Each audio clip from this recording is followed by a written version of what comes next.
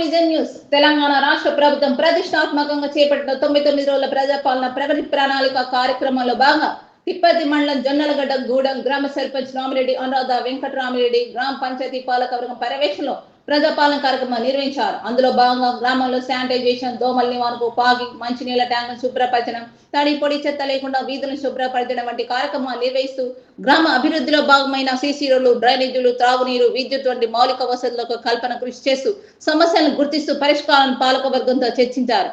ఈ సందర్భంగా వారు మాట్లాడుతూ రాష్ట్ర ప్రభుత్వం ఆదేశానుసారం ప్రజాపాలనలో భాగంగా గ్రామాన్ని అన్ని రంగాల్లో అభివృద్ధి పరుస్తూ ముందుకు సాగుతున్నామని, మంత్రి కోమటిరెడ్డి వెంకటరెడ్డి అండదండలతో మా గ్రామాన్ని ఉన్నతంగా తీర్చిదిద్దుతూ అభివృద్ధి పదంలో ముందుకెళ్తున్నామని తెలిపారు. మా గ్రామ అభివృద్ధికి సహకరిస్తున్న పాలక వర్గానికి గ్రామ ప్రజలకు పేరుపైన ధన్యవాదాలు తెలుపుతున్నామన్నారు.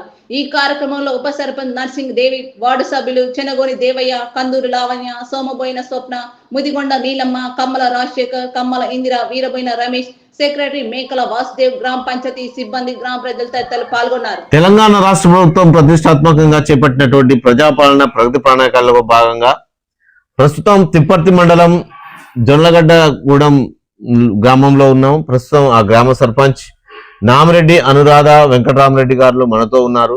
ఆ వివరాలను అడిగి తెలుసుకుందాం. చెప్పండి మేడం, గ్రామంలో గ్రామ ప్రజాపాలన ప్రగతి ప్రణాళికలో భాగంగా ఎలాంటి కార్యక్రమాలు నిర్వహించారు ఇప్పటి వరకు?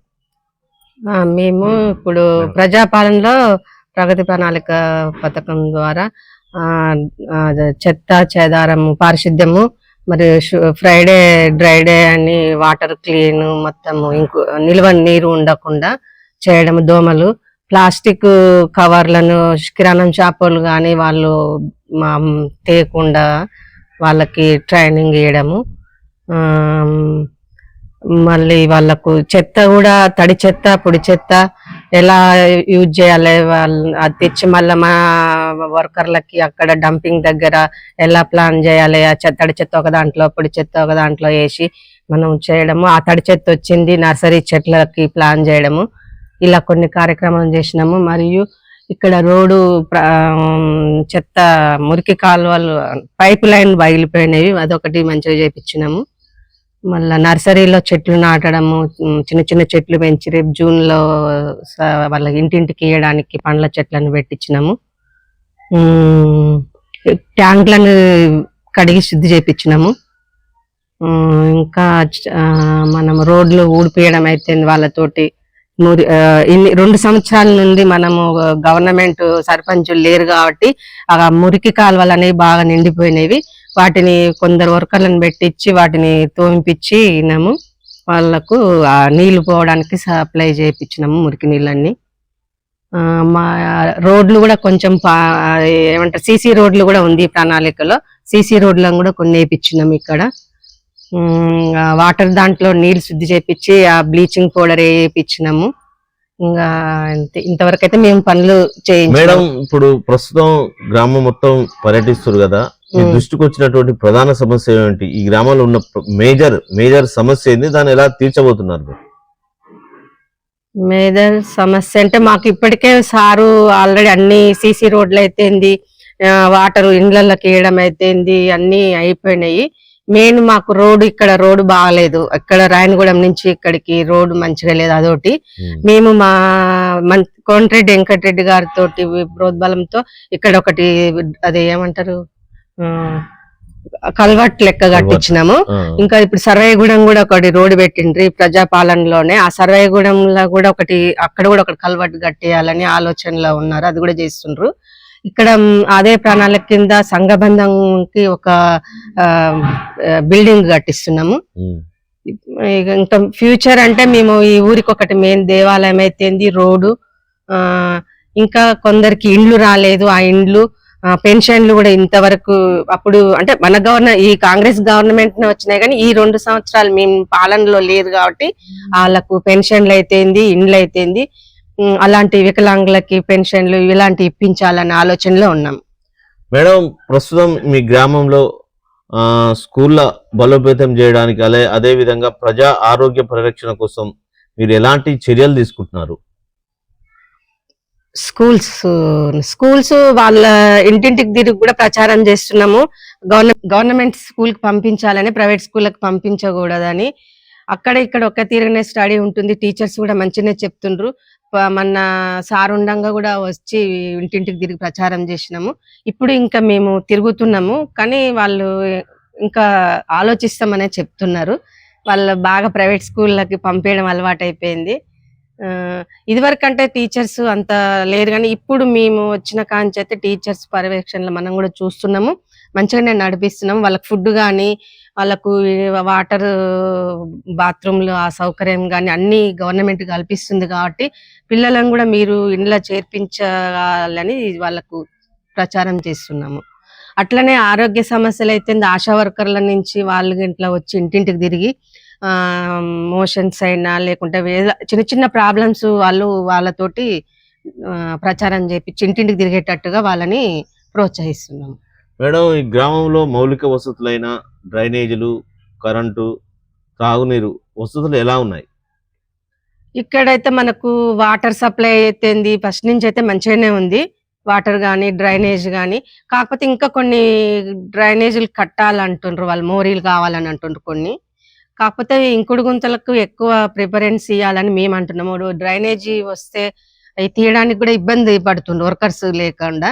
ఇంకుడు గుంతలతోటి చాలా మురికి వాటర్ వేస్టేజ్ ఆ ప్లాన్ లా ఉన్నాము ఆలోచనలో, ఇంటింటికి ఇంకుడు గుంతలు తీయాలని. డ్రైనేజ్ సమస్యలు ఇప్పటి వరకు అయితే ఏం లేవు, మాకైతే మంచిగానే ఉన్నాయి. పోయింది సార్ సర్పంచ్ వల్ల. మహిళా సర్పంచ్ గా మహిళలకు ఎలాంటి ప్రోత్సాహం ఇస్తున్నారు మీరు? మహిళలకు అన్ని రంగాల్లో ఉత్సాహంగా ఉండి అన్ని పనులు చేసుకునేటట్టు జరుపుతున్నాం. అలాగనే ఇక్కడ కొందరు కుట్టు మిషన్ కానీ ఏదన్నా నేర్చుకోవాలంటే వేరే ఊరికి పోయి నేర్చుకోవాలంటే ప్రాబ్లం ఉంది. ఏది ఇక్కడ సిటీకి పోవాలంటే ఇక్కడ కూడా కొన్ని చిన్న ఏదన్నా పెడతారేమో గవర్నమెంట్ ఆలోచించాలని కోరుతున్నాం. వాళ్ళు కొందరు నేర్చుకుంటామని అంటుండ్రు, కుట్టు మిషన్ కానీ ఇంకా ఏదైనా ట్రైనింగ్. మీ గ్రామ అభివృద్ధిలో మీ పాలకవర్గం సహాయ సహకారాలు ఎలా ఉన్నాయి మీకు?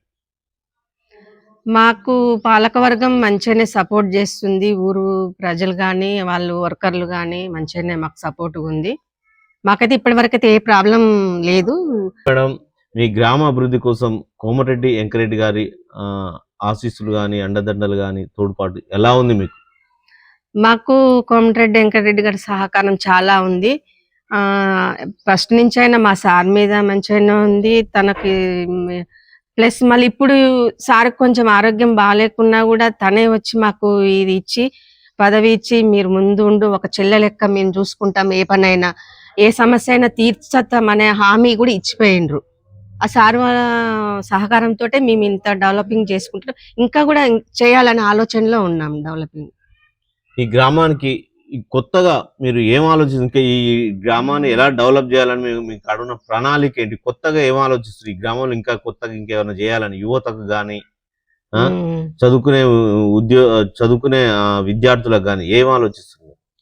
చదువుకునే విద్యార్థులకి కూడా ఏదో ఒకటి వాళ్ళకు మామూలుగా ఏంటంటే కొందరు డిగ్రీ వరకు చదివి ఆపేస్తుండ్రు, ఏదో ఒక పనిలోకి పోతుండ్రు, ఆటో అని అది అని తోలుతుండ్రు. అట్లా కాకుండా వాళ్ళకి ఏదన్నా పనులు కనిపించేటట్టు, వాళ్ళ అర్హత తగ్గట్టు ఏదైనా పనులు కనిపించి చూడాలనుకుంటున్నాము. కొందరు ఇప్పుడు మనకు వస్తుండ్రు, ఇప్పుడు గ్రామ పంచాయతీలు కూడా మేడ్ లెక్క ఏంటిది 100 రోజుల పనికి వస్తుండ్రు. వాళ్ళకు కూడా ఏమంటారు, ఇది ఫీల్డ్ అసిస్టెంట్ లెక్క కొన్ని జాబ్లు అయితేంది, ఇంకా వేరే ఏమన్నా గ్రామ పంచాయతీ పరిధిలో ఏముంటాయో ఆ జాబ్లు. ఇప్పుడు నేను ఫస్ట్ అయితే కొత్తగా వచ్చిన వాళ్ళకి ఏ జాబ్లు ఉంటాయో వాళ్ళకు అలాంటివి పెట్టించాలనే ఆలోచనలో ఉన్నాం మేము. ఓకే మేడం, గతంలో సార్ ఉన్నారు, ఈసారి మీరయ్యారు. 2 దఫాలుగా మీ కుటుంబాన్ని నమ్ముకొని గ్రామ ప్రజలు మేము గెలిపించారు. మీ గ్రామ ప్రజలకు ఏం చెప్పదలుచుకున్నారు ఈ సందర్భంగా? గ్రామ ప్రజలకు మేము ఏ అర్ధరాత్రి అయినా వాళ్ళు వచ్చి మమ్మల్ని ఏ సహాయం అడిగినా చేసే ఇల్లు మాది ఫస్ట్ నుంచి, మా మామగారి నుంచి. అదే సార్కి కూడా వచ్చింది. ఆయన అడుగు బాటలోనే నేను కూడా నడుచుకోవాలని చూస్తున్నా. ప్రతి ఒక్కరికి ఏ సహాయమైనా చేస్తున్నాము. ఇంకా కూడా వాళ్ళకి ఏదైనా ఆపద వస్తే చేయాలనుకుంటున్నాము. వాళ్ళ సమస్యలు కానివ్వండి, ఏదైనా తగాదాలు కానివ్వండి, అన్ని పరిష్కరించగలుగుతామని చెప్తున్నాం. Okay madam, thank you. ఇది నామిరెడ్డి అనురాధ వెంకటరామరెడ్డి తెలుపుతున్నారు. గ్రామ అభివృద్ధి కోసం, గ్రామ ప్రజల కోసం ఎల్లప్పుడూ నిరంతరం కృషి చేస్తూ ప్రజలతో మమేకమై ప్రజా సమస్యలను పరిష్కరిస్తూ ఆపదలో ఏ ఆపద ఉన్నా కానీ మేము ఉన్నానంటూ ముందుకొస్తున్నాం. అదేవిధంగా గ్రామ ప్రజలు కూడా మా కుటుంబంపై ఎల్లవేళలా నమ్మకంతో మాకు ఈ అవకాశాన్ని కల్పించారు. వాళ్ళ అవకాశాన్ని, ఆ నమ్మకాన్ని మేము నిలబెట్టుకుంటూ గ్రామాభివృద్ధికి కృషి చేస్తూ వాళ్ళ సమస్యలను పరిష్కరిస్తామని తెలుపుతున్నారు. చెప్పండి దాన్ని. ఈ రోజు ముస్లిం సోదరులందరికీ ఈద్ ముబారక్ శుభాకాంక్షలు తెలియచున్నాను.